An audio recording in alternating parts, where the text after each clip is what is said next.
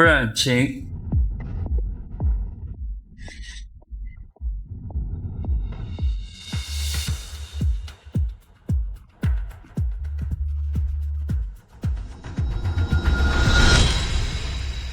哇！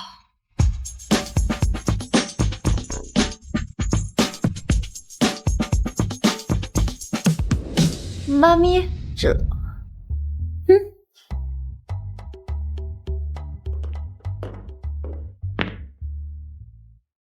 茵茵，你的亲生父母找来了，要接你回家。妈咪，这20年你一直把我当亲生女儿对待，甚至把家里石油产业都给了我。我不想离开您，我想陪在您身边。傻孩子，生育之恩呢，是无法割舍的，你始终要回到你亲生父母的身边。我找人打听过，你亲生父母的生活不是很好，家中资产也不过1000万，日子过得很辛苦。所以我给你准备了10个亿的零花钱，你要牢记，把这10个亿都花掉，给他们买礼物，报答他们的生育之恩。那妈咪，等我报答完生育之恩，我就回来陪您。妈妈也舍不得你啊。妈咪，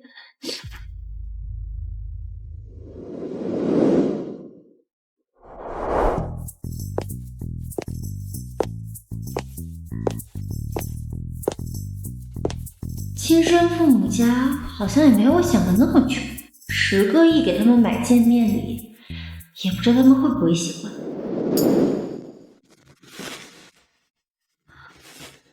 爸妈，我回来了。梦英，你终于回来了，我等这一天等了好久啊。回来了就好。姐姐，你终于回来了，我好高兴啊！听说你在非洲贫民窟待了20多年，我听着可心疼了。非洲贫民窟？我怎么变成从非洲贫民窟回来的了？阿妈，既然姐姐回来了，那家产都给姐姐吧，我1分都不要。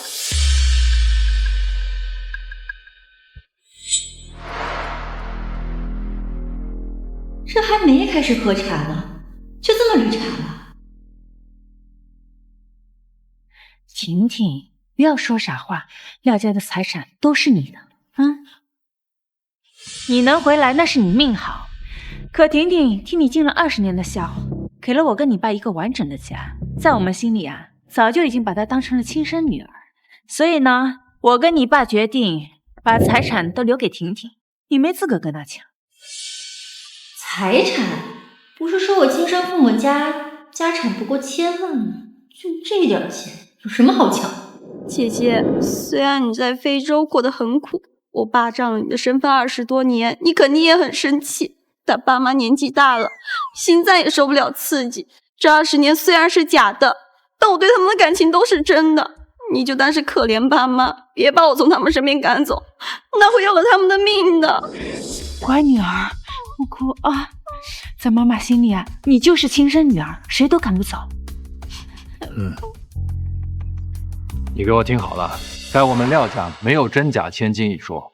我们教养了婷婷20年，她就是我的亲生女儿，也是你的亲妹妹。你要好好的照顾她，不要因为争宠，用一些什么下三滥的手段来欺负你。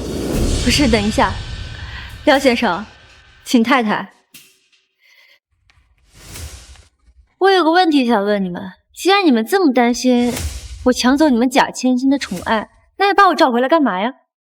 那是因为你身上流着我的血，哪有流落在外的道理？还有啊，我是你爸，和我说话的时候放尊重的。爸，这也不怪姐姐，姐姐在非洲生活久了，肯定很多习惯我们不理解很正常。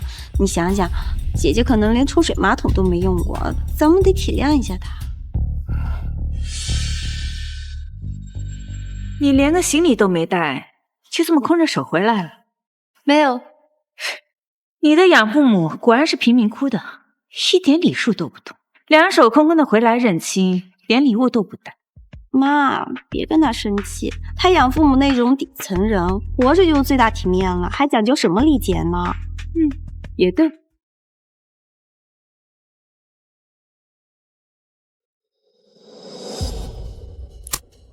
小姐，我是王管家，10个亿在界面里已经准备好了，现在送过去吗？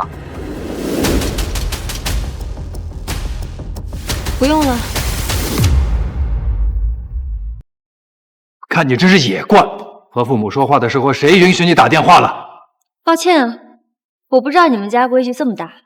家业不大，规矩倒挺多。活了20年，头一回遇见这么搞笑的人，我倒要看看我的亲生家人到底有多奇葩。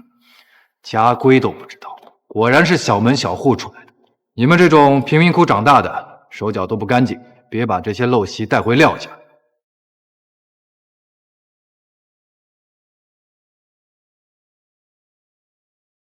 这里是2万，就当感谢你养父母了。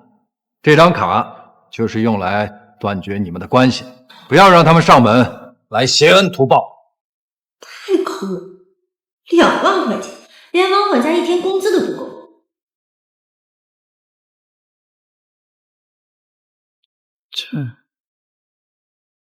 哥哥，你来啦！这位是非洲刚找回来的姐姐，也是你的妹妹。哼，我廖明礼这辈子只有婷婷这一个妹妹。啊，明丽啊，你要出去吗？去哪儿？最近和古玩集团的大公子周文翰聊得很来，我汉哥喊我去吃个饭。古玩集团，果然是我儿子，竟然能认识周大少。哎，听说周大少和那个富家太子爷的关系匪浅啊。还有半个月，富家太子爷就要回国了，到时候富家肯定会举办接风宴，我汉哥答应给我一张接风宴的请柬。哎呀，他真的能给你请帖啊？那这么说，我们可以见到富家太子爷本人了。富家马上回国，你们说的该不会是富池吧？富家太子爷的名字是你直接能叫的吗？我不仅能叫他的名字，我还能揍他呢。爸，姐姐没见过这种级别的人，肯定也好奇嘛，咱就别责怪她了。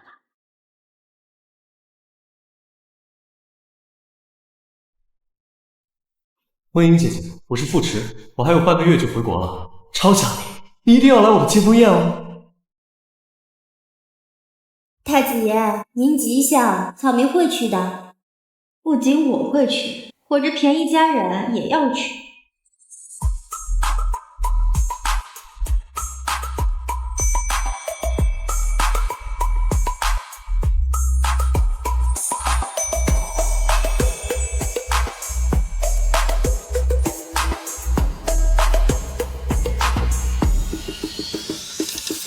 太子爷，草民，梦莹姐姐又在调戏我。听说太子爷18岁就获得诺贝尔奖，不仅家境好，还特别有才华。哥，像太子爷这么优秀的男人，我要是能和这样的男人结婚就好了。妹妹，你这么可爱又迷人，肯定能赢得太子爷的喜欢的。是啊，女儿，到时候啊，在接风宴上，你就多去和太子爷接触接触。还有啊，傅家和中东的石油大王沈家是世交，我们如果能跟傅家联姻，那我们就有机会能见到沈家的人了。爸，我这么善良单纯，富家太子爷肯定会喜欢我的。爸爸相信你。好，到饭点了，咱们吃饭吧。哦，妈妈，我就先不吃了，我去赴周大少的约了。好。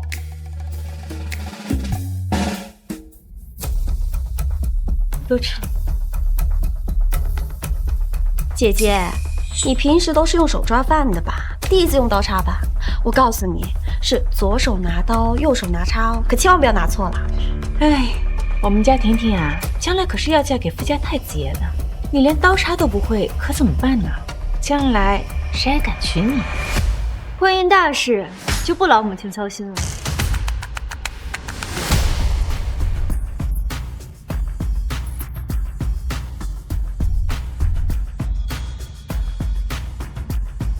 一会儿吃完饭啊，就把桌子给收拾了。这20年来，你都没有孝敬过我跟你爸，现在正是你尽孝心的时候。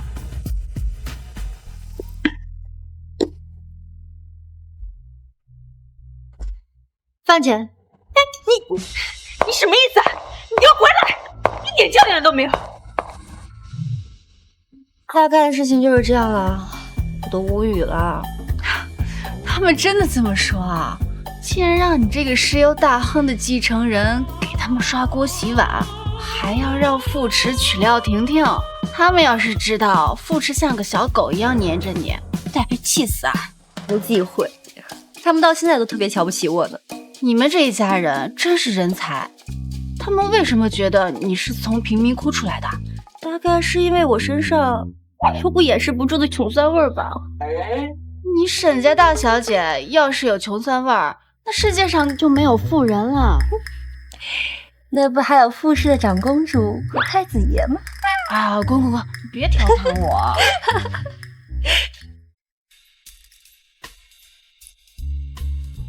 喂，妈咪呀。爷爷，在家里过得怎么样啊？和家人相处的融洽吗？特别融洽，而且他们家的文化氛围啊特别浓厚，人又特别人才，说话又好听。宫斗戏的氛围，神君800个新年级。那我就放心和你爸出去玩喽。对了，沙特王室送给你的那只猫，我让王管家给你送过去了，你要照顾好啊。知道了，你们好好玩。还有那10个亿一定要花完，我们下个月见。好的，妈咪，我一定会把10个亿花完的。唉，亲生父母不争气，那这10个亿只能先花我自己身上了。茵茵，你干脆直接告诉你养母家里的真实情况，干嘛一直待在廖家呀？算了吧，他们日理万机的，好不容易有时间出去玩，我就别给他们添乱了。我要回去照顾猫，先走啦。哎，茵茵，你说的是沙特王室送给你，然后傅池哭着要跟你一起养的那只啊？对啊，你还真有本事。傅池那小子最害怕猫了，竟然能跟你一起养猫。因为猫咪可爱嘛。走啦。我看看这是谁家小猫咪这么可爱呀？姐姐亲一个。哇！团团，哪里来的丑猫？吓死我了！这是我家猫。还受伤吧，团团？不好意思啊，姐姐，原来是你的猫呢。我只认识德文跟缅因，你这第一，我还以为是英国跑出来的老鼠。没见识，还知道回来？哪来的小畜生？这要是伤到我的婷婷可怎么办？这是我的猫，它很温顺，不会伤人的。给我管好你的宠物，别让它乱跑。要是伤了我们的婷婷，等着家法伺候。真是封建糟粕，什么年代了，还搞家法这一套？傅池啊傅池，咱俩养的心肝宝贝，在我家人口中竟然成了小畜生。看看，这就是傅家太子爷接风宴的情节。是吗？来，你看看。哎呀，有出息啊，明明。马上就要见到太子爷了，我还有点紧张呢。别紧张，太子爷一定会喜欢你。哥哥，要不然我们带姐姐也去接风宴吧，反正她也没见过那么豪华的场面，我们也让她长长见识呗。婷婷，你可真是个小天使。沈总，请问这次石油营销方案通过了吗？可以达成合作吗？廖婷婷善良，本世纪最好笑的笑话。带上你也可以，到时候别穿这么土。哦，爸，听说这次接风宴，中东的石油大王沈家的千金沈梦音也要出席。早就听闻她相貌惊艳，温柔娴静，还继承了中东全部的石油产业。我要是能娶到沈小姐，娶我不行，我可是你的亲妹。明理啊，哎呀，虽然我们家跟沈家比起来就是平民，但是你帅气又优秀，那个沈小姐一定会喜欢你的。到时你带着咱们廖家就能一起飞黄腾达了。No no no， 沈小姐是不会喜欢自己的蠢哥哥的。到时候我就嫁给富家太爷，哥哥娶沈小姐，我们就可以举办婚礼了。这可是大好事儿啊！可不像某些从非洲回来的都没人要。这家人疯了吧？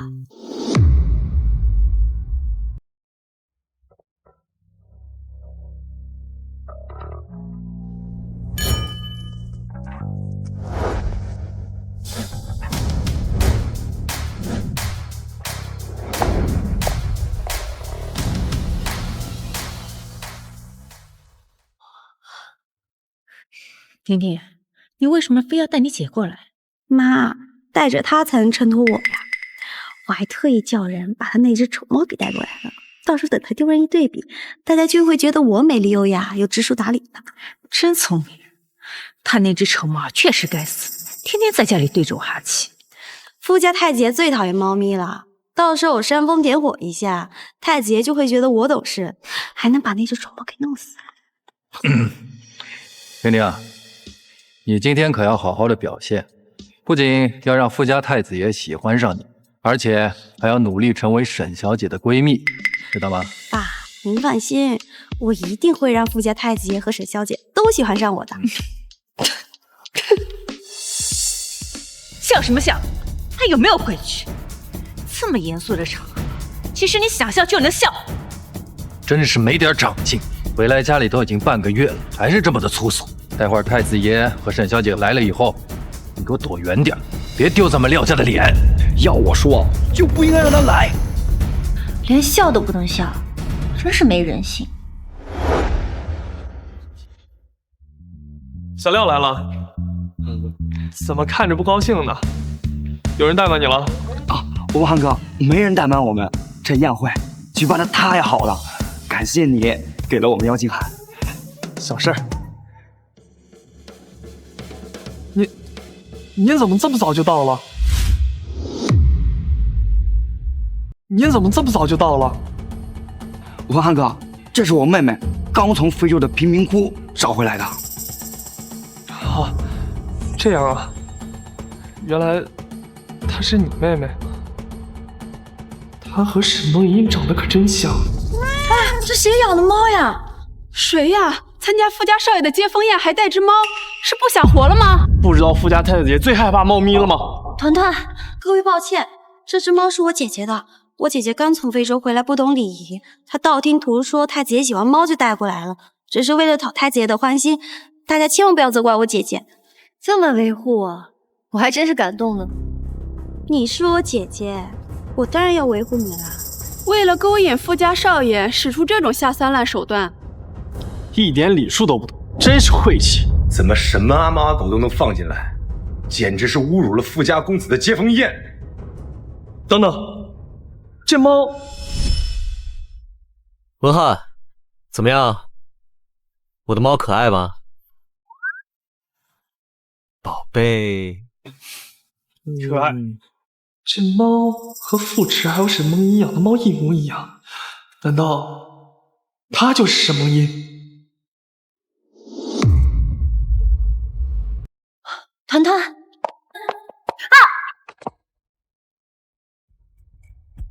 我把你找回来，不是为了让你带着畜生来闹事儿。你个丢人现眼的东西，竟然带着猫来宴会厅捣乱！从今天以后，你就给我滚出廖家！我没有你这样的女儿。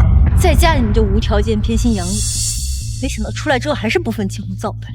还敢说我不分青红皂白？你自己干的蠢事还有理了？你不过就是我的垫脚石，在廖家，大家宠爱的人只有我。这小畜生弄脏了我的晚礼服，真是恶心！你还不赶紧带着你的猫滚出去！看什么看？还不赶紧带着这只畜生滚出去！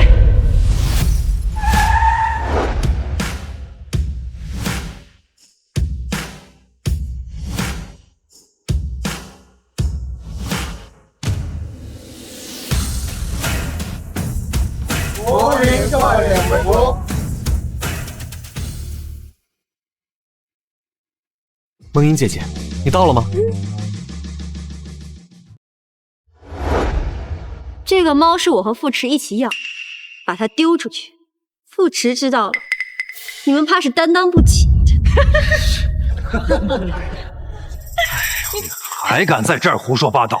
我们廖家的脸都给你丢尽了，太丢人了！在胡说八道什么呢？傅家太子爷怎么可能跟你一起养猫？太子爷最讨厌猫咪了，你该不会是喜欢太子爷，喜欢到精神失常了吧？你快滚！我看见太子爷的车了，别惊扰太子爷。什么？太子爷到了！爸，太子爷估计和沈小姐一起来，这要是让他看到咱们家人带着猫来参加宴会，该不会把我们都赶出去吧？我还怎么和沈小姐结婚啊？哥，你别担心，我有办法。姐姐，虽然我不忍心，但只有你下跪道歉，取得太子爷原谅，我们一家人才不会被牵连的。对，赶紧道歉，就说你非要带猫进来的。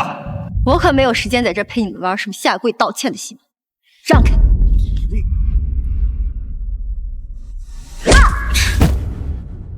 你还敢往外走？太子爷马上到了，你想带着猫冲了他吗？姐姐，你就赶紧跪下磕头道歉吧！难道你想让我们一家人都被赶出宴会厅吗？没错，一人做10人当，你别连累我们啊！你们会后悔的。姐姐，你再不磕头道歉，后悔的可是你啊！你就老老实实当我的陪衬，不然我有无数种办法让你死在人间。你怀里的猫也得立刻死，不然太子爷看到会更生气。他们都给我住手！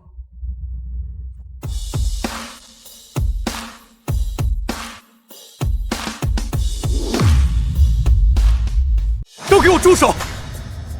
太子爷来了！太子爷今天可真帅气啊！沈小姐怎么没有一起来？婷婷，你看，太子爷向你走过来了。妈，你说太子爷是不是对我一见钟情啊？肯定是，你那么漂亮，一眼爱上你很正常啊。你快上去跟太子爷打招呼。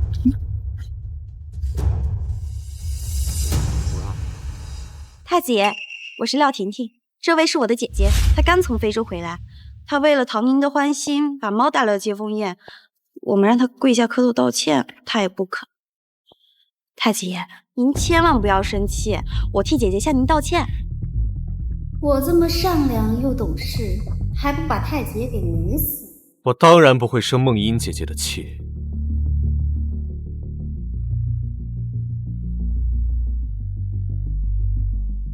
你说是你让她下跪道歉的，你怎么敢？太子爷这是觉得我做得好呢。是啊，太子爷，就是我让姐姐下跪磕头道歉的。太子爷，我是廖兴国，非常荣幸能够来参加您的接风宴啊。这位是我的女儿廖婷婷，目前还未婚配。太子爷，我们家婷婷多懂事啊，她姐姐不道歉，她都替她姐姐道歉了。同样是小门小户，这个廖婷婷就有教养多了。就是，不像她那个从非洲来的姐姐，一看就是没娘教的。太子爷一直盯着我，肯定是爱上我了。太子爷，我不喜欢别人碰我。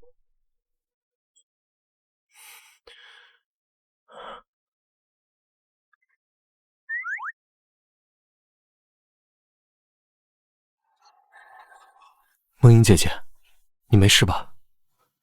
没事。奇怪了，太子爷怎么这么关心廖梦音？太子爷连我都不让碰，却主动搀扶廖梦音，难道？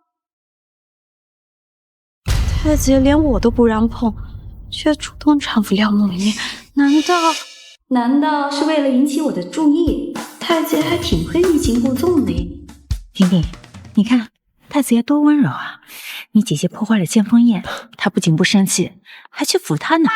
是啊，妈，等太子爷跟我结婚了，他肯定会对我更温柔的。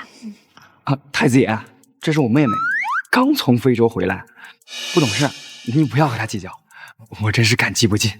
是啊，太子爷，我回去一定好好教训这个你。这两个蛋，拍马屁都拍马尾巴上了。梦音姐姐，不是你们能教训的。太子爷怎么这么维护廖梦音？他难道是被廖梦音这副软弱的样子给迷住了？姐姐，你离太子爷远点，猫毛都蹭到太子爷身上了。太子爷衣服价值上亿，弄脏了你赔得起吗？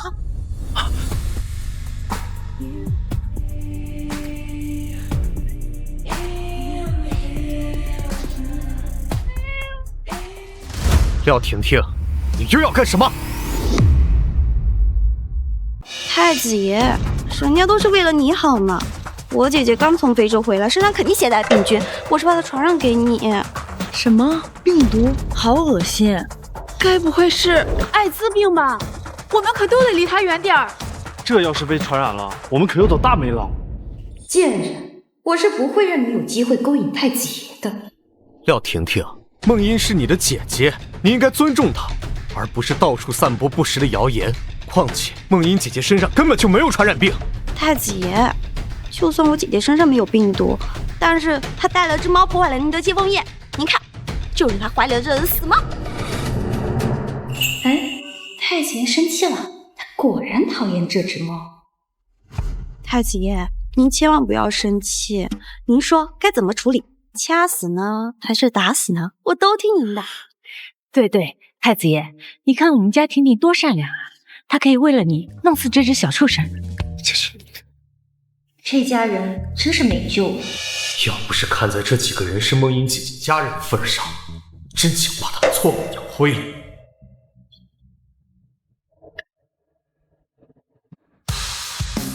你敢！你敢！我有什么不敢的？你这只臭猫破坏太子爷尊贵的接风宴，别说是弄死他，炖了咱菜吃都不够给太子爷赔罪的。对，就应该弄死，或者加餐。你还真是吃了雄心豹子胆。哼！太子爷，您这是做什么？廖婷婷，你知不知道梦音姐姐是什么身份？你知不知道这只猫是谁的？你就敢动手？太子爷，大家都知道我姐姐是从非洲贫民窟出来的，她这只臭猫也是从臭水沟捡来的。真是个蠢货！梦音姐姐的真实身份是沈家的，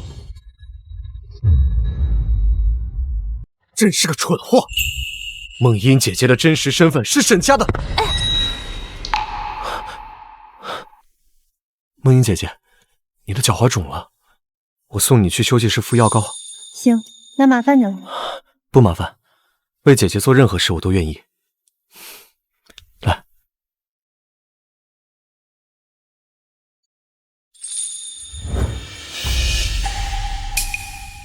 太子爷，既然公主抱了姐姐，我就是一个非洲难民嘛。太子为什么对她那么好？这你还看不出来吗？他这是用苦肉计勾引太子爷呢。这个廖无影真不是个省油的灯。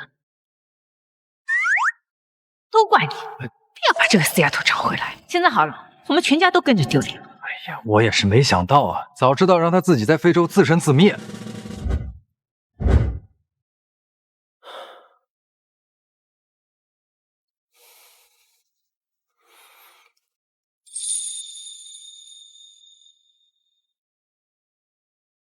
梦音姐姐，你的家人到底是怎么回事啊？我那个妹妹怕我抢走家人的宠爱，所以针对我。我爸我哥觉得我是非洲贫民窟出来的，所以看不上我。至于我妈，大概是被廖甜甜给下蛊了吧。你的家人怎么能这样呢？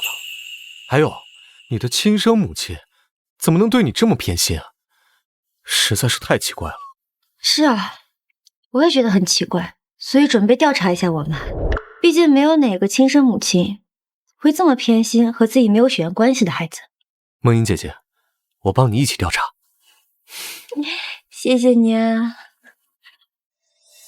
我脚踝好的也差不多了。你好不容易回国，我们还是回主宴会厅，别耽误你的接风宴。我才不在乎什么接风宴呢，我只想见到姐姐你。正经点儿，我还准备了礼物，想不想看看？你给我准备了什么礼物？等会儿你就知道了。那好吧，听姐姐的话，先回主宴会厅。团团呢，就让他先在休息室待着吧，免得那群人又借着团团欺负你。走吧。姐姐，等接风宴结束，我帮你好好教训你的家人。不用，我自己来。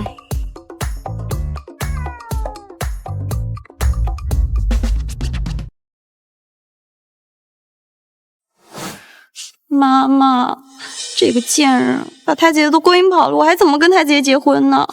别担心，太子爷聪明，不会被这么低劣的手段所迷惑的。他带廖梦英去休息室，那是他身世而已。是啊，太子爷呢，就像我和明理一样，都是绅士。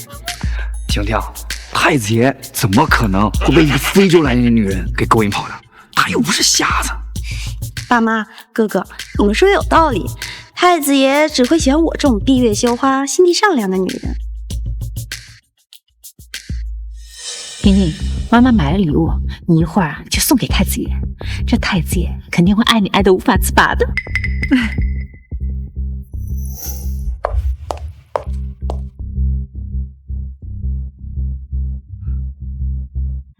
妈妈，这有用吗？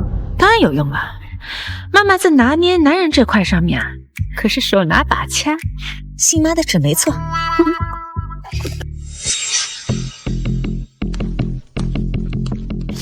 太子爷和廖梦英看起来很般配啊！我看这廖梦英也不是普通人，和太子爷站在一起啊，还真有气人。哎，你们发现没有？这廖梦英和沈家千金长得很像啊。只不过是长得像，云泥之别。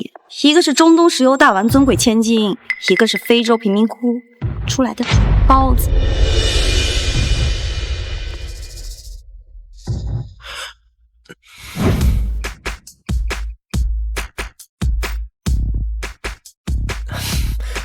梦英姐姐，你就知道打趣我，绝不能让廖梦英这个贱人勾引了太子爷，只有我能嫁给太子爷。太子爷，你有所不知，我姐姐在非洲的时候就喜欢勾搭非洲男人，甚至还去原始部落勾引野人呢。您千万不要被她所迷惑了。污蔑的手段这么陈旧，还真是个没创造力的绿茶。我勾引你了？没有啊。嗨，太子爷，我就知道我不该多嘴的。毕竟你那么单纯，怎么可能看得出姐姐在勾引你？是啊，太子爷，我这个女儿啊，最擅长勾引人了，您可千万别被她给骗了。梦英姐姐要是勾引我才好呢，我巴不得被梦英姐姐勾引。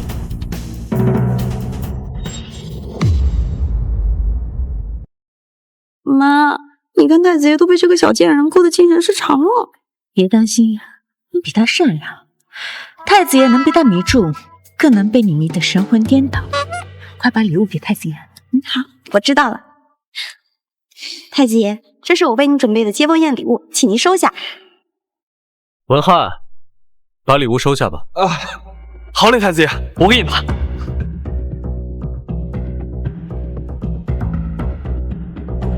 这礼物价值非凡呀，是我国的玉玺啊！哇，那这廖婷婷可真用心了呀！姐姐，我听说你也给太子爷准备了礼物，是什么东西啊？礼物马上就到，到了之后你知道是什么了。哇哦，是非洲特产吗？我好期待呀！该不会是在哪儿打猎的动物送给太子爷吧？也有可能是飞饼吧。这个丢人的妹妹，肯定从哪一堆里捡了些垃圾送给太子爷的。我这脸都给你丢尽了。拜托，狩猎动物是违法的，而且飞饼是印度的，一群没常识的人。把礼物送进来吧。遵命。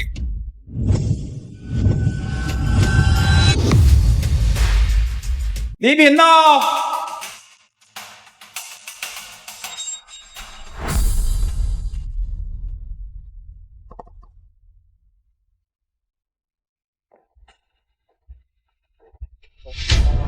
哇，这礼物价值连城啊！这个贱人从哪里搞来那么多宝物的？爸，这个便宜妹妹哪来的钱？你偷的塞钱给她买的礼物？哎呀，我哪有给她塞钱啊？就算我们家所有的家产加起来，也买不起这些宝物啊！这些都是埃及法老留下的文物，你是怎么获得的？文翰，你说这些是怎么来的？文翰，你还没认出这是梦音姐姐啊？梦音姐姐，这是文翰，我的小跟班，以后也是你的小跟班了。梦音姐姐，我以后会好好保护你的。谢谢文翰。这个埃及法老的戒指送给你，就当做见面礼了。收下吧。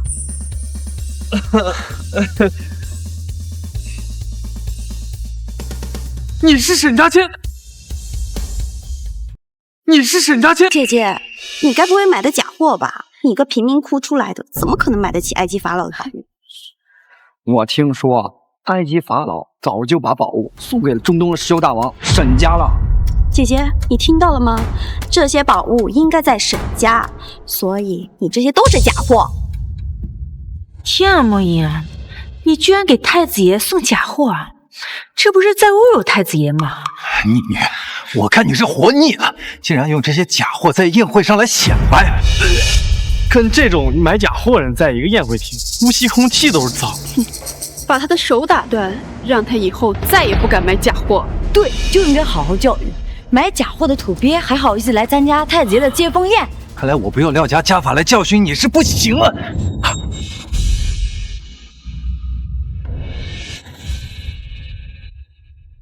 如果我说这些都是真的呢？你怎么验证都是真的呢？那就找个人验货吧。古玩集团专门负责古董，那就请周大少帮我们验证一下。有人有异议吗？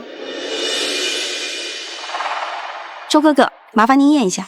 只要等到周文翰验出是假货，你就等着名誉扫地了。到时候太子爷就会讨厌你，然后把目光放在我的身上。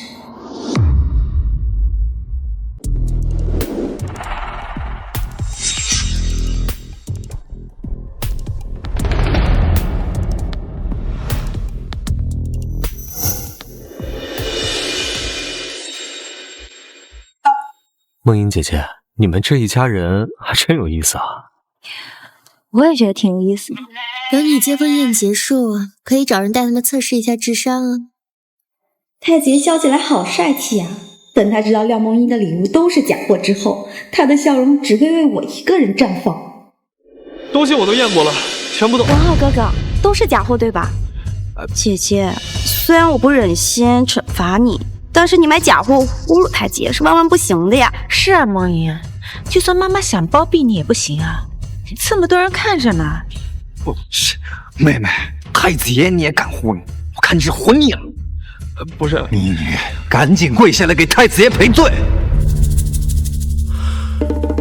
梦音姐姐的家人怎么老是喜欢打断别人说话呀？你们倒是让我把话说完呀！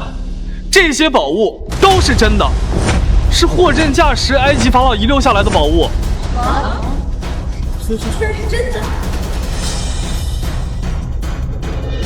这些宝物都是真的？难道你是？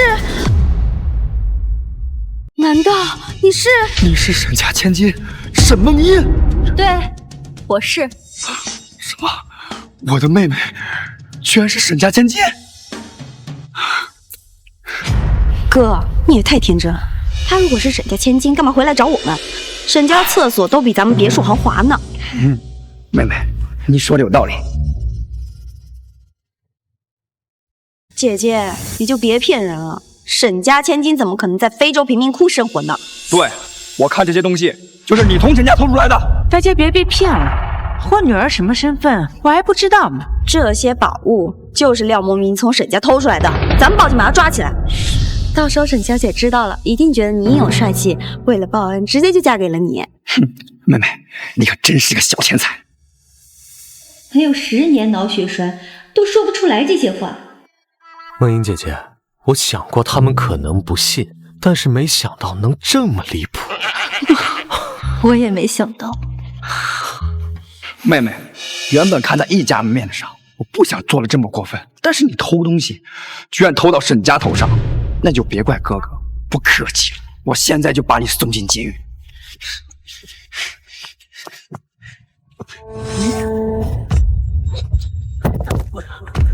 你敢动他试试？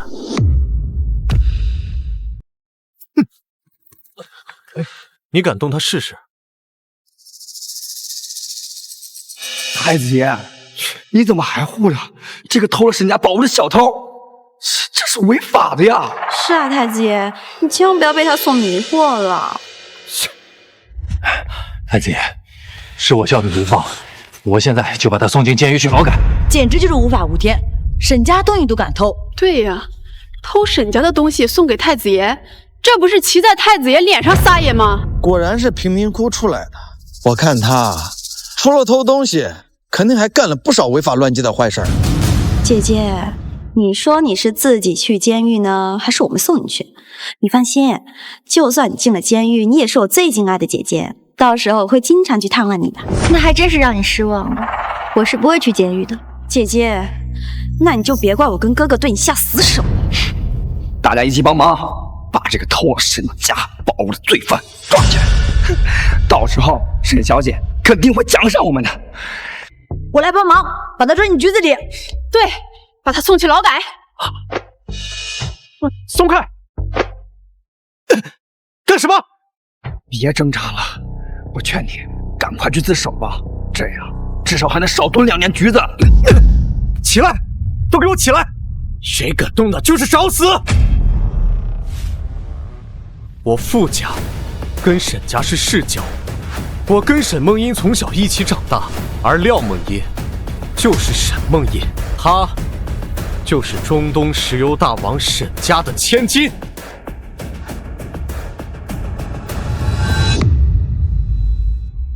她就是中东石油大王沈家的千金。你怎么可能是沈家千金？爸爸找到你的时候，你明明在非洲玩泥巴的呀！是啊，那个时候我正在非洲和国王谈石油生意。怎么可能？这怎么可能？妹妹，您既然是沈家千金，为什么不告诉我们呢？是啊，女儿，你的养父母这么厉害，为什么要隐瞒我们呀？梦英，你是怕我们问你要钱吗？我隐瞒过你们吗？我告诉过你们的，是你们不信。妹妹，今天的事儿，你给我起开！姐姐的头发还有裙子都被你们给弄乱了。来人，把欺负梦英姐姐的人都给我赶出去！太子爷都发话了，各位请出去吧。姐姐，我们不是故意欺负你的，你就让太子爷理解一下，不要让我们赶出去。妹妹，不知道无罪啊！救救我们！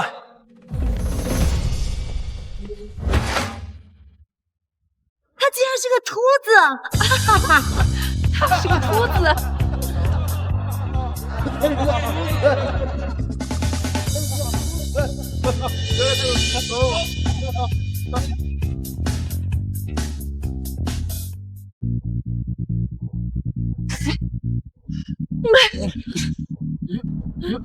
你们居然敢把我们赶出来！你们不知道我是太子爷的心上人吗？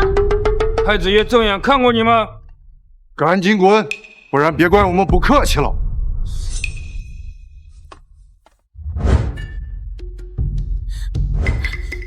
都怪廖梦英这个贱人，不仅害得我们一家人赶出了宴会厅，还让大家看到我秃头。廖梦英，我一定会把秃头被嘲笑痛苦的加倍还给你。妹妹，你怎么能这么说沈家千金呢？哥，你也太笨了！太子爷说他是沈家千金，那就是了吗？太子爷只是为了不想让他进监狱，给他编了一个假身份而已。是这样吗？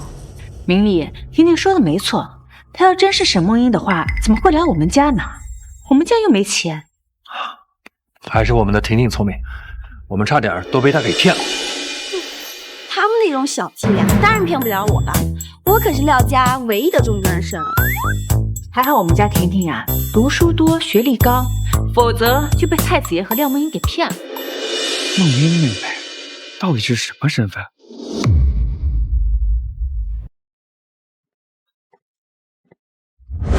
进来吧。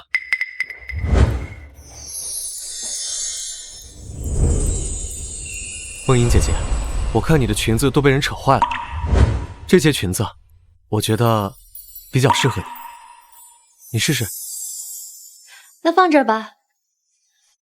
梦英姐姐，那我下去等你。傅迟，我裙子解不开了，能帮我解一下吗？好，我帮你解。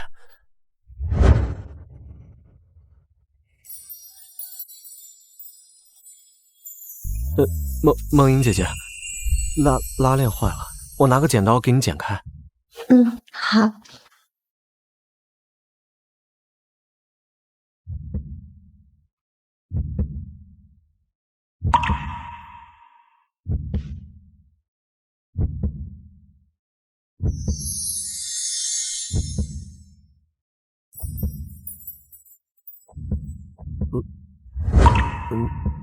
我先出去了。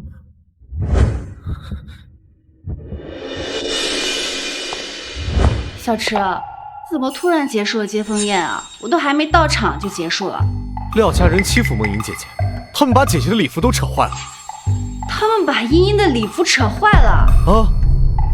这届反派太没技术含量了，竟然做出了这么幼稚的事情。对呀，真是不能让茵茵再待在廖家了，太危险了。走。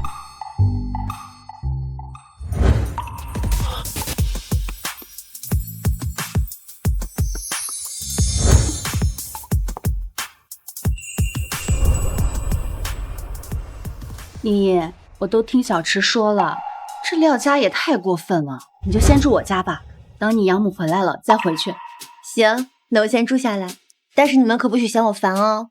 我怎么会嫌你烦啊？我可以撸团团啊。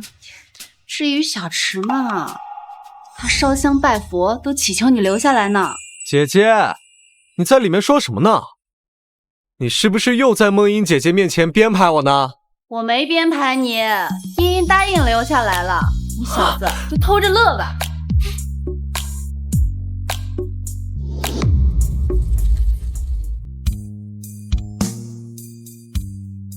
梦英姐姐，晚上好。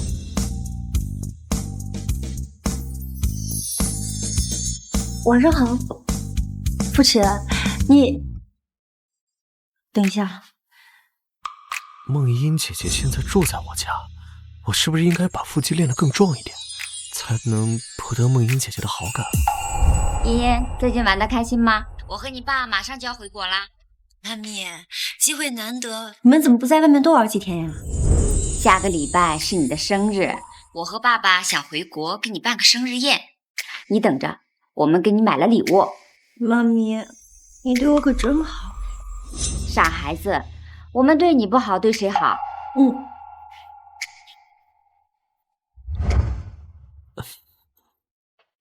你是不是也觉得我挺可笑的？养父母比亲生父母对我还要好。梦英姐姐，虽然我这么说有点过分，但是你的亲生父母确实挺不是人的。你说的也没错。明天我要去给爹爹妈妈挑选礼物，你要不要陪我一起？好啊，我陪你一起。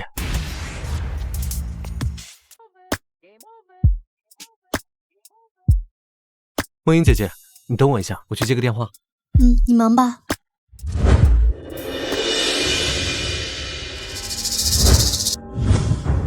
姐姐，你害得我在大家面前掉了假发，现在所有人都知道我是秃头。你说我要怎么报复你？那也是你自作自受。站住！我要把你的头发都剃光，让你也感受一下秃头被人嘲讽的滋味。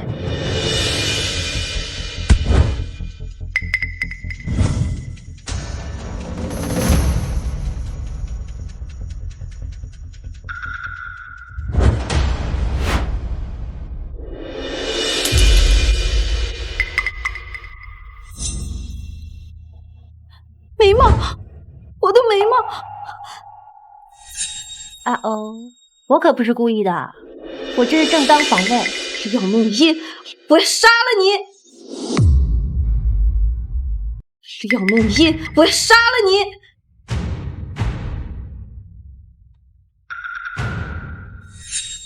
保安，这有个疯子，处理一下。你给我等着，我们之间不会那么轻易结束的！放手，放手！都别看了，都散了吧。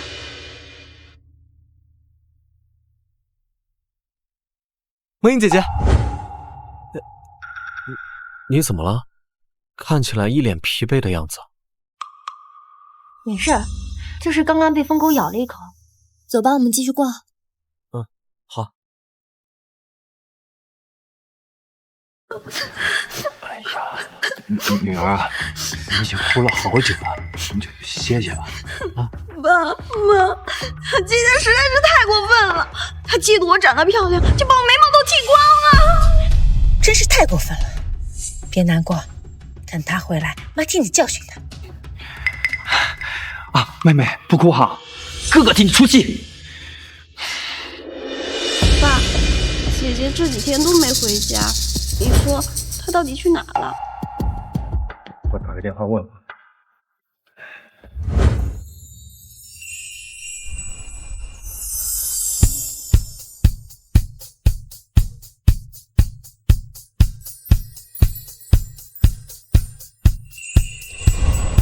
你好，这款看一下。这是我们今年的最新款。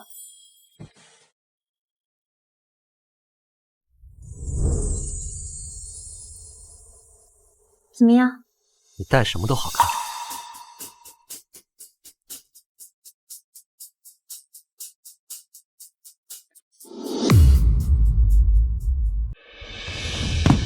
这个廖梦英实在太过分了，不接我电话还不回家，是给脸不要脸。一个女孩子天天夜不归宿的，将来怎么嫁得出去？真是个赔钱货。哎呀，爸妈，你们消消气，姐姐呢肯定是去夜店玩嗨了，不是故意不回来的。真是太不检点了！等他回来，我一定要用家法好好的教训他。老爷，中东石油大王沈家给我们寄来的信件，您现在要看吗？什么？沈家竟然联系我们？来来来，啊，爸，你快拆开看看。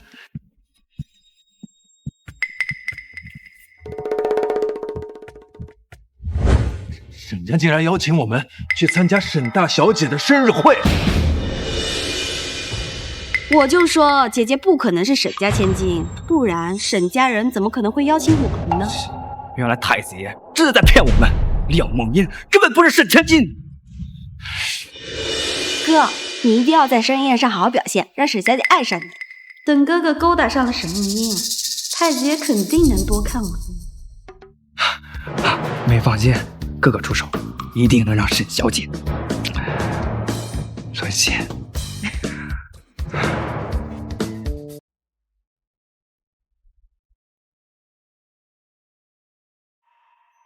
梦音姐姐，你今天真漂亮。你也很帅气啊。走吧。太子爷，您让我查的资料都查到了。进来。沈小姐，太子爷，请看。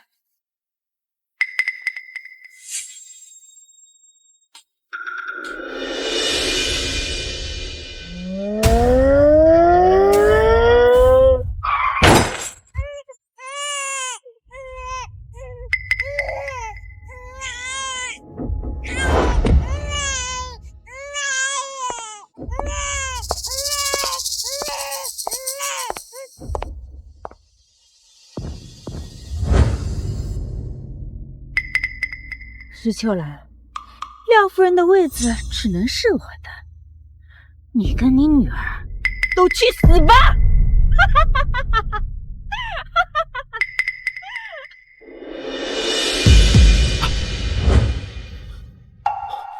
梦音姐姐，你振作一点。所以秦璐根本不是我的母亲，她杀害了我的亲生母亲。怪不得他对你的态度这么恶劣。沈小姐，根据 DNA 检测，廖婷婷和秦璐是亲生母女。所以廖婷婷进入廖家，也是秦璐的阴谋。怪不得秦璐这么维护廖婷婷，他们这对母女真是蛇蝎心肠。杀害了我的亲生母亲，等我生日宴结束，我要让他们身败名裂。好，走，去宴会厅。小姐。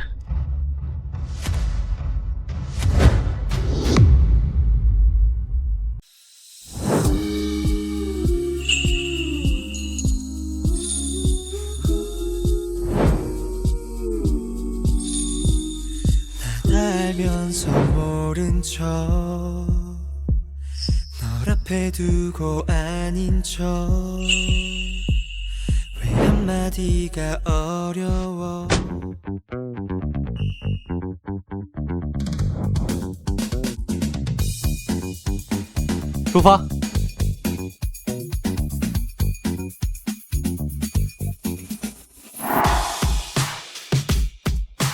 不愧是沈小姐的生日宴，可真豪华。是啊，这比太子爷的接风宴气派多了。那是当然，沈家的资财可是遍布了整个亚洲。到时明丽你跟沈小姐结了婚，那也算是给我廖家光宗耀祖了。明丽，一会儿你可一定要好好表现。放心吧，爸妈，我一定能拿下沈小姐。哎呦哥，我肚子有点饿了，你能带我去吃点东西吗？好，这宴会上的东西肯定好吃。走，哥哥带你去。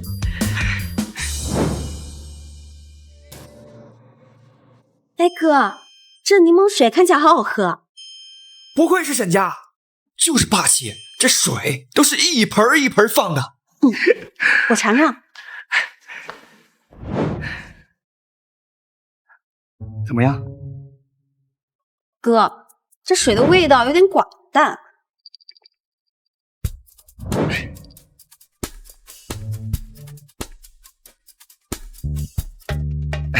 确实寡淡，但是健康。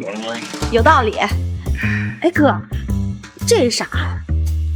这是甜品吗？哦，我看看。哎，别吃！啊，这个是蜡烛，不能吃。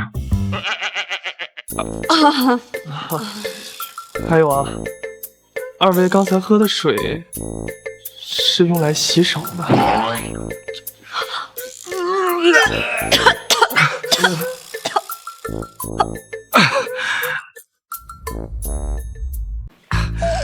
多谢文翰哥提醒。客气。二位接下来可别再乱吃东西了。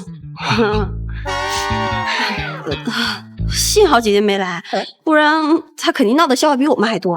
哈哈，要梦英要是来了，肯定丑态百出。就是。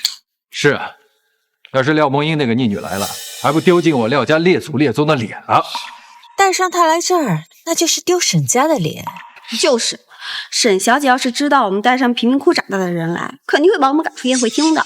这回没有廖梦英捣乱，我就能好好的在沈小姐面前展示我的魅力。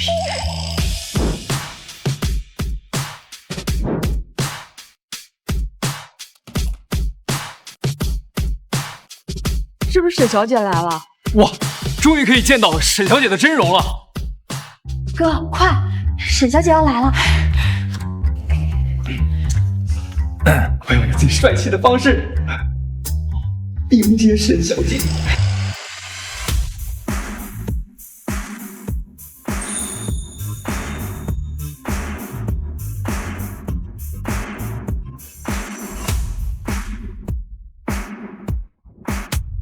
什么？什么？梦英姐姐，你的亲生家人怎么也在这儿？不知道啊。姐姐，你也来沈小姐的生日宴啊？你有请帖吗？梦英姐姐想来就来，她不需要请帖。廖梦英，沈小姐都没邀请你，你还敢来？真是不要脸。妹妹，我劝你识相点儿，自己滚，别到时候脏了沈小姐的眼。小姐有什么吩咐？什么？沈家的管家喊她小姐？他们怎么在这儿？小姐，他们是老爷和夫人请回来的。爸妈不知道我在廖家的情况，所以才邀请我。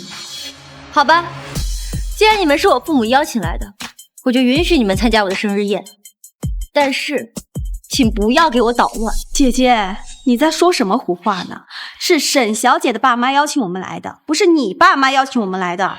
你真是演戏演上瘾了，还真当自己是沈家千金了。梦音姐姐没有演戏，她就是沈家千金沈梦音。这位王管家是沈家的老人，现在你们信了吧？太子爷，你就不要帮我姐圆谎了，我们大家都知道了。其实你就怕她因为偷了沈家的宝物坐牢，所以才给她伪造了一个沈家千金的身份。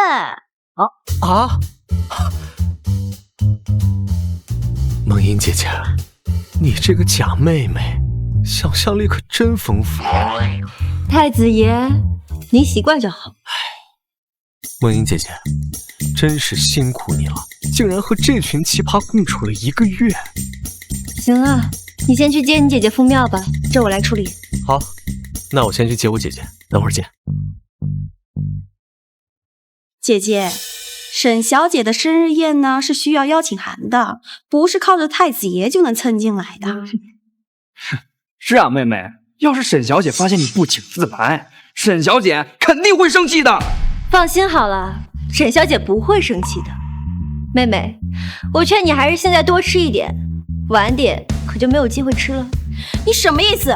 别把我和你这个非洲土包子相提并论，这宴会上的食物你恐怕这辈子都没吃过。不好意思哈，我以前天天吃。等等，你还想往里边走？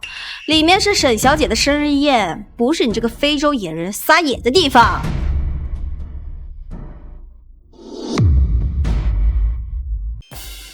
哎，妹妹，中东的石油大王府来了，看来沈小姐马上就要到了。哇，这就是石油大王夫妇吗？可真贵气。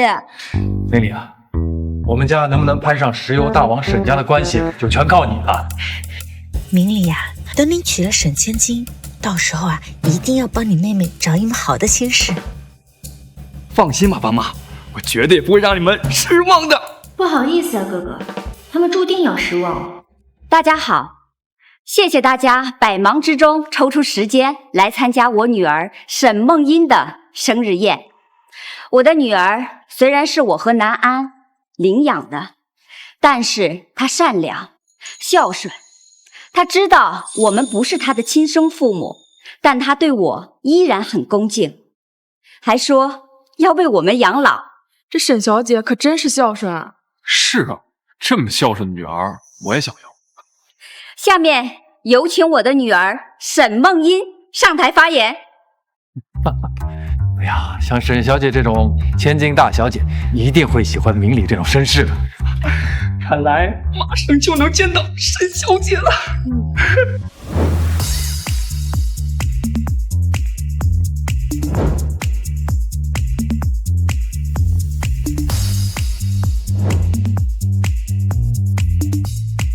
什么？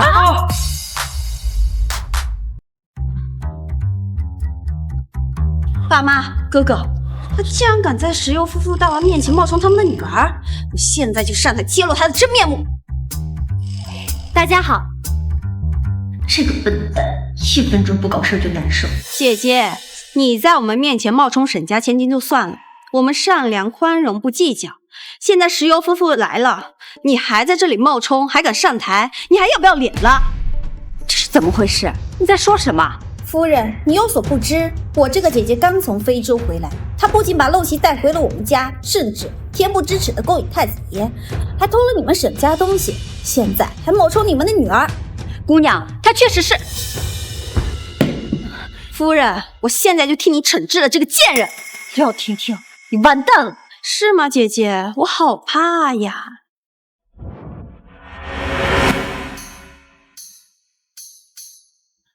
这什么情况？小场面，梦英姐姐的家人又开始抽风了。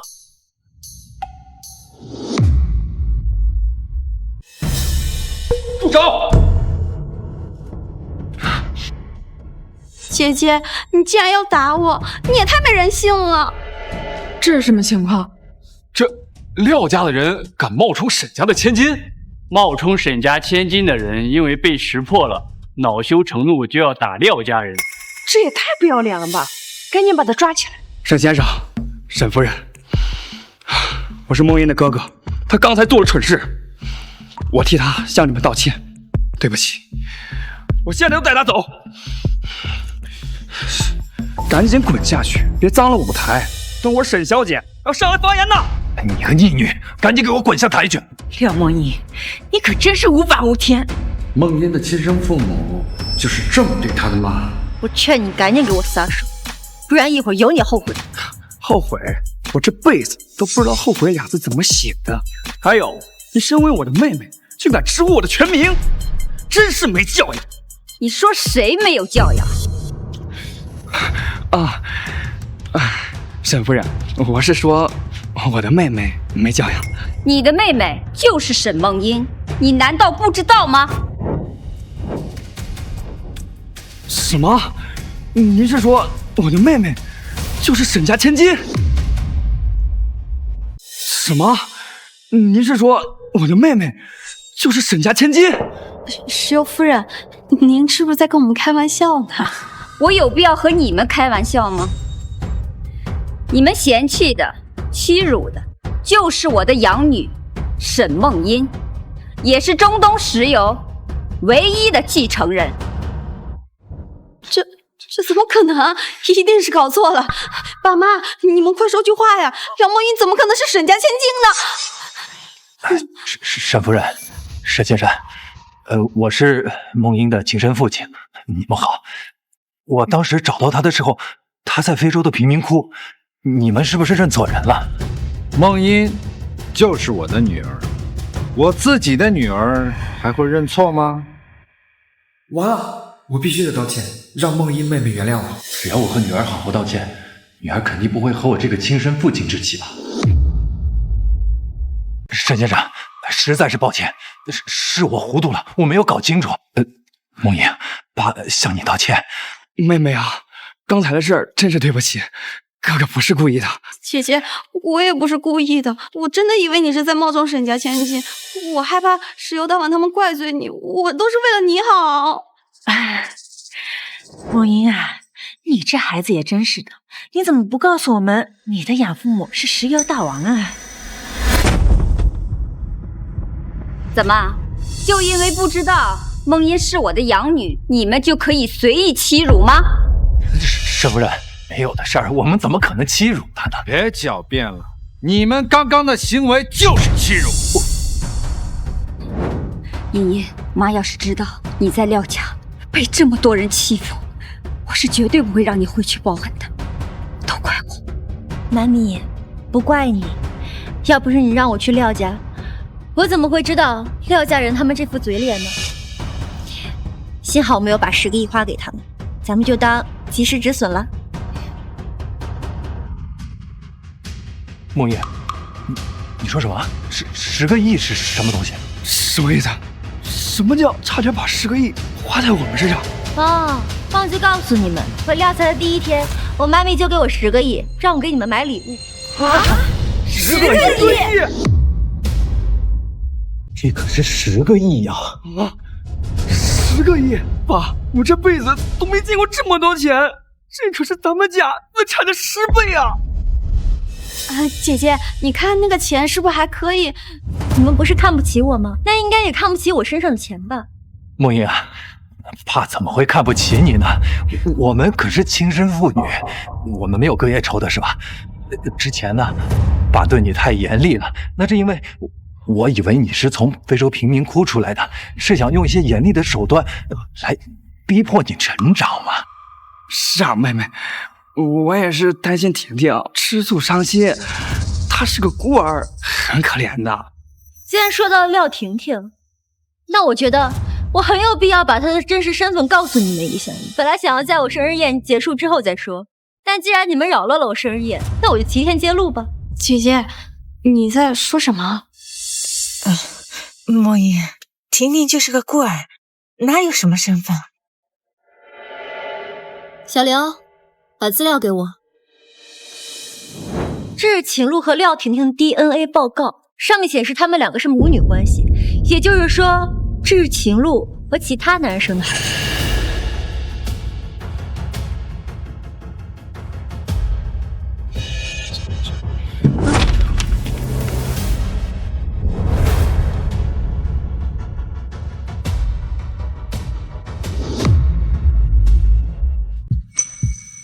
秦璐害死了我的亲生母亲，还是小三上位。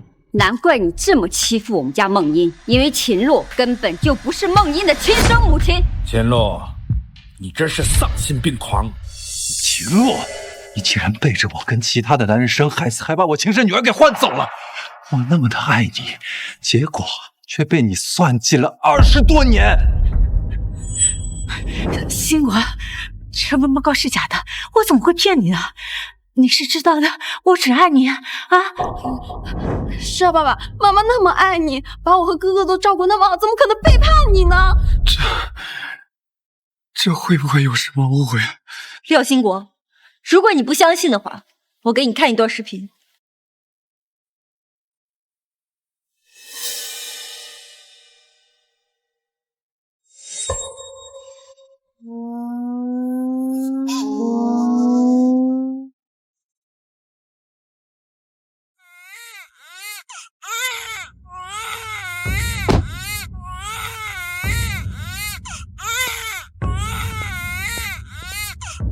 石秋兰，廖夫人的位置只能是我的，你跟你女儿都给我去死吧！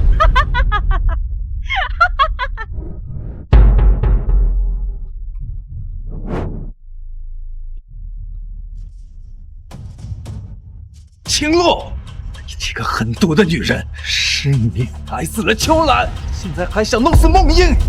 什么？你根本不是我的亲生母亲，我的亲生母亲早就被你害死了。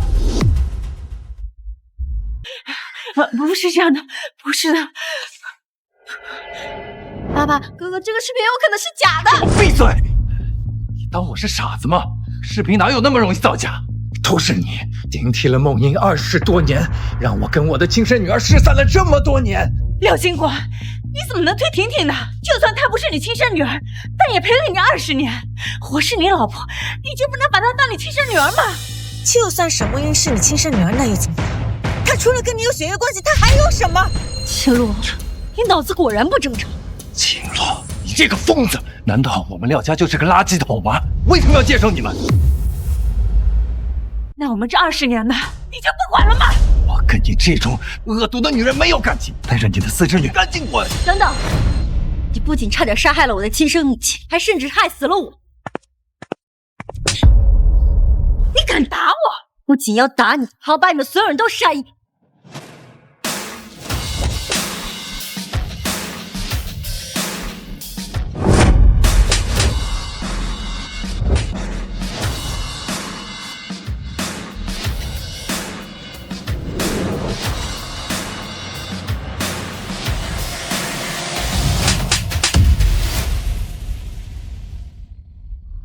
这位沈小姐可真帅气。这廖家门第不大，发生的事情倒是狗血。小三儿上位，私生女顶替亲生女儿的位置，父亲和哥哥不明事理，沈小姐可真不容易。廖家人干了多恶心的事情，沈小姐打算一个巴掌就算了呀，这也太大度了。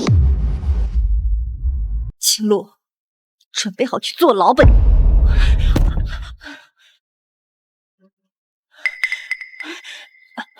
梦音，对不起，当年是我失心疯，你要怎么样才肯原谅我？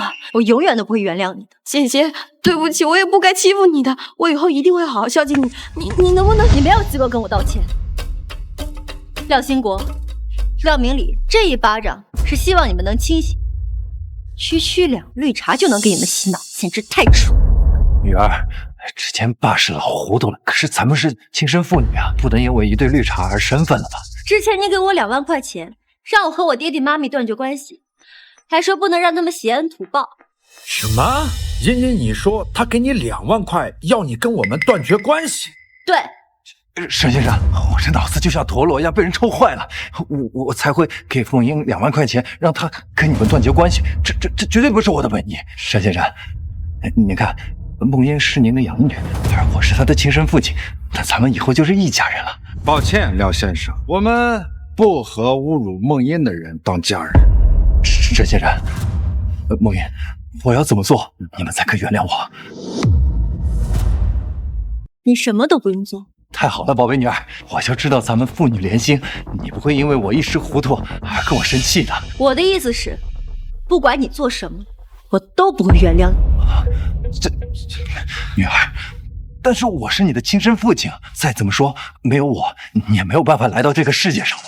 我来你家1个月，天天都在打扫家务，就当是报完了生恩吧。之后我就要陪在我爹地妈咪身边尽孝了。你别这么快做决定嘛，你就再考虑一下，行吗？廖先生，请尊重梦英的决定。妹妹，这巴掌打得好啊！我一直宠爱的妹妹，其实是杀害我母亲凶手的女儿，我真是太蠢了。转变得这么快，墙头草。妹妹，你要是打得不过瘾，哥哥再让你打几巴掌。松开！把你的手拿开，梦英姐姐的手可不是你能碰的。太子爷，我知道你喜欢我妹妹，那我以后就是你的亲哥哥了。您真的对我如此不敬吗？你确定梦英愿意认你这个哥哥吗？妹妹，咱俩可是同父同母的亲兄妹啊！我回廖家的第1天你就跟我说过，你只认廖婷婷这一个妹妹。妹妹，哥哥当初只是被猪油蒙的心啊！哥哥现在真的非常后悔。是啊，女儿。我现在就把这个老绿茶送进监狱，替你出气。妹妹，今天是你生日，你要过得开心，别影响了心情啊！我和爸爸现在就把这2个凶手抓起来。廖兴国，你不能这么对我！爸，我就算不是你的女儿，这20年陪伴都是真的。别废话，我们俩现在就要为梦英出气。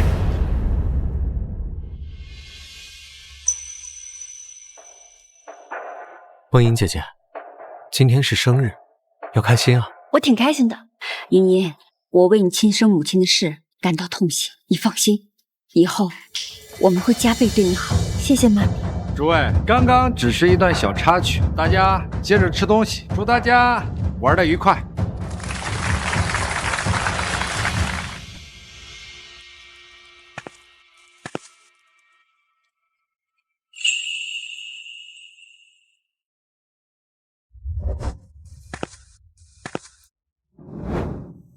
姐姐，外面冷，别着凉了。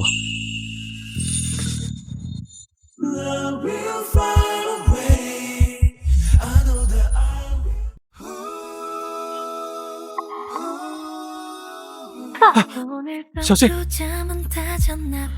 来，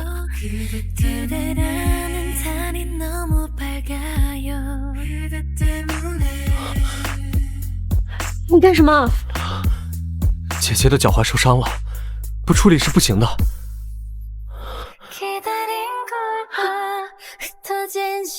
你疯了！我只是不想看到姐姐流血。没事，就是一点皮外伤。任何一个小的伤口都有细菌感染的风险。我带姐姐去休息室。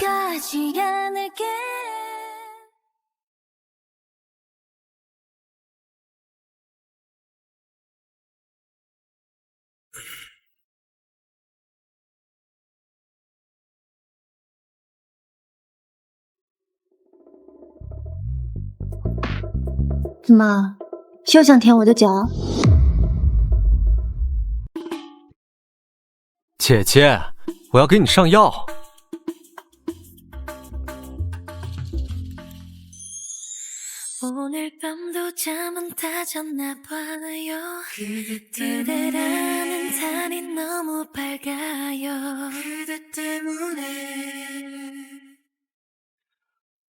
可能有点疼。忍一下，马上就好了。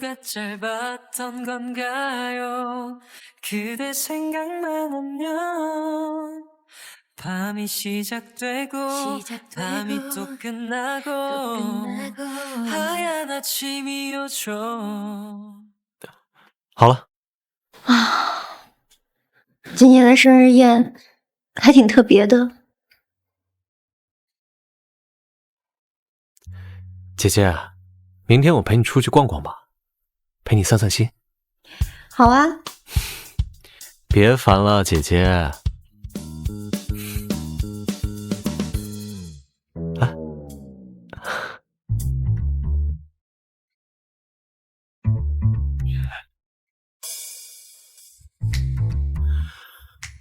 让开，别挡我的路。女儿，我们真的知道错了，你再给我们一次机会吧。妹妹，我们向你道歉，对不起。姐姐，你原谅我吧，您大人有大量。梦nhiên，你妈妈的死确实是我的错，但这20年来，我一直都在悔过。你可以不原谅我，但是你能不能原谅婷婷？她是无辜的呀。不可能，我这辈子都不会原谅你。姐姐，别理他们了，我们接着约会，走。如果不想让我继续讨厌你们，就不要再出现在我的生活里。至于你，我已经把证据移交给警方，你就等着接受法律的制裁吧。妈，姐姐，那我呢？我们还能做姐妹吗？我没有你这样恶毒的姐妹。我好后悔，如果当初姐姐来家里，我们对姐姐好点，姐姐就不会不管我们了。鳄鱼的眼泪。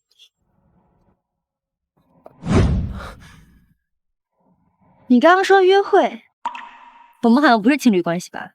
姐姐，我不是故意的，我只是为了带你走啊，免得他们继续纠缠你。真的？只是想带我走？当然是真的了，姐姐。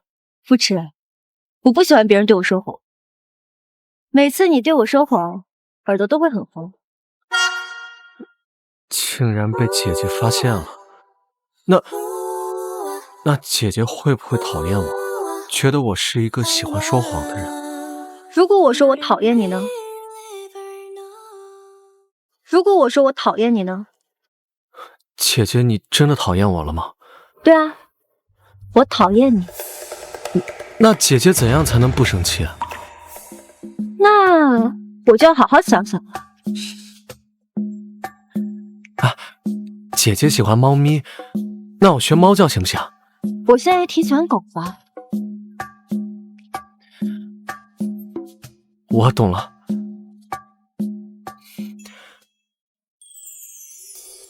哇，你来真的？姐姐，一声要是不够的话，我还可以多叫几声呢。哇，够了。姐姐，在路上打闹很危险的。如果姐姐还是想打我的话，可以到我房间来打我。你以为我看不出来那点小心思？今天约会取消，我先回去了。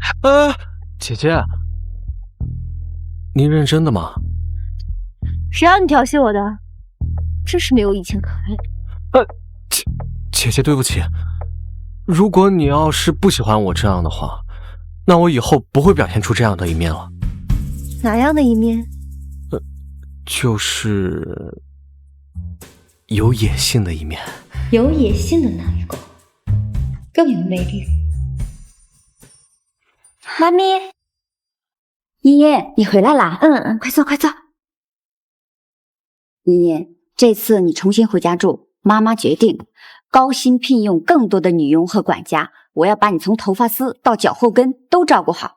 妈咪，其实不用这么破费的，人手已经足够了。不够，妈妈要弥补你在廖家受的所有委屈，你就听妈妈的吧。好，都听妈咪的。那明天你陪我面试女佣。好。爸，现在怎么办？妹妹都不想见我们，怎么做才能得到妹妹的原谅。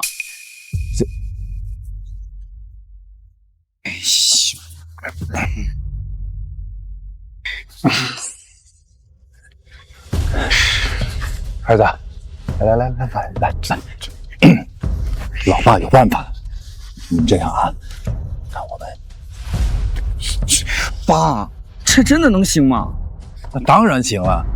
你老爸活了几十年，踩过的坑要比你吃过的饭还多。行。爸，前面饭馆肉包子。哎。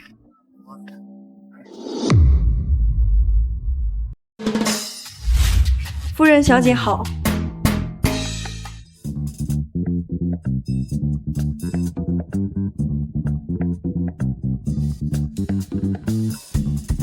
夫人小姐好。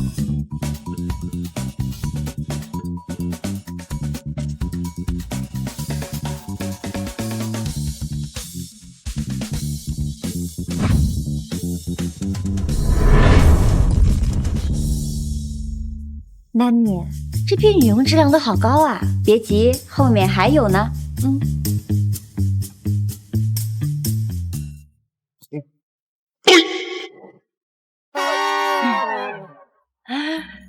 廖兴国，廖明礼，你俩疯了！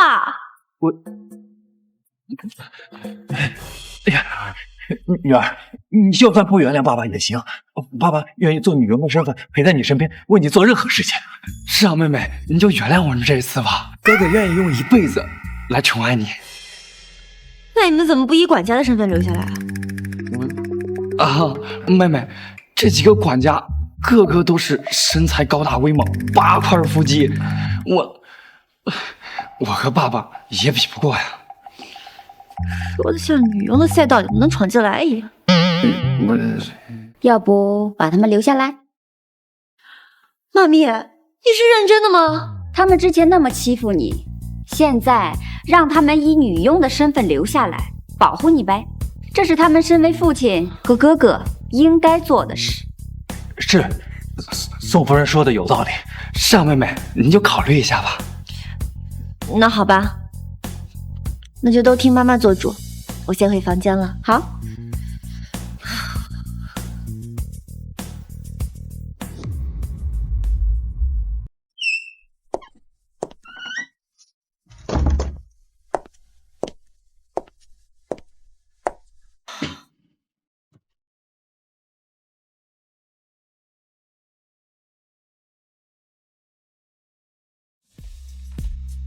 怎么了？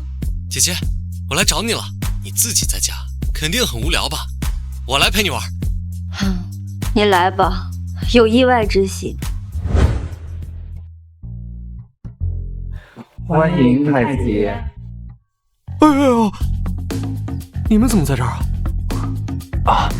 太子爷，我们现在已经是梦英的女仆了。你放心，我们肯定会照顾好梦英的。行吧，你们开心就行。我去找梦英姐姐了。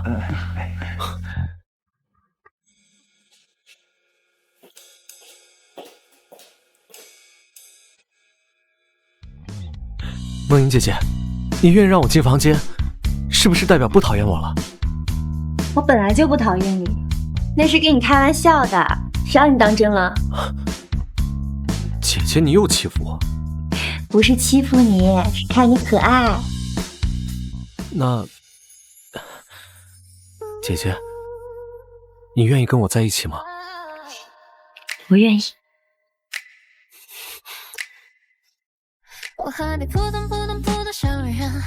姐姐，我会一直守护你的。